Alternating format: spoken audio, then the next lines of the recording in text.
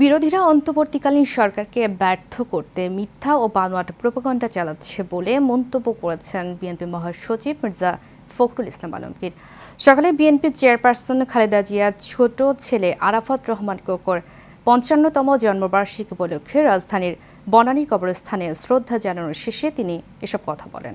বিস্তারিত মণ্ডলে নামের রিপোর্টে। বিএনপির চেয়ারপারসন বেগম খালেদা জিয়ার ছোট ছেলে আরাফাত রহমান কোকর ৫৫তম জন্মবার্ষিকী উপলক্ষে রাজধানীর বনানী কবরস্থানে শ্রদ্ধা জানায় বিএনপির সিনিয়র নেতারা। এ সময় দলটির অঙ্গ সংগঠনের নেতারাও অংশ নেন। শ্রদ্ধা নিবেদন শেষে বিএনপির মহাসচিব মির্জা ফখরুল ইসলাম আলমগীর বলেন, বিরোধীরা আবারও যে প্রোপাগান্ড চালানোর চেষ্টা করছে, এসব ষড়যন্ত্র রাজপথে প্রতিহত করতে হবে বলেও মন্তব্য তার। সেই গণজাগরণকে সুসংগত করাই এখন আমাদের একমাত্র কাজ।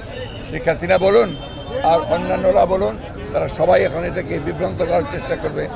জনগণের কাছে আমাদের আবেদন, আপনারা কেউ বিভ্রান্ত হবেন না, অত্যন্ত ঐক্যবদ্ধ থেকে এই যে মুক্তি হয়েছে গণজাগরণ সৃষ্টি, তাকে সুসংগত করার জন্য কাজ করুন।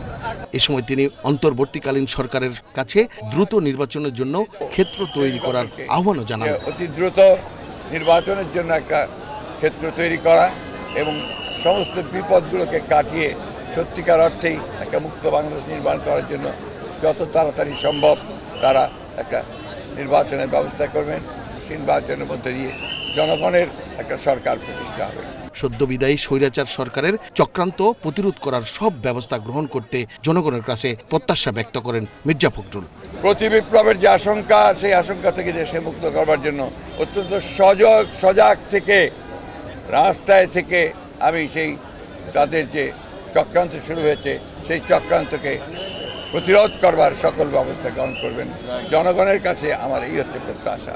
মণ্ডলের নাম, এশিয়ান টেলিভিশন, ঢাকা।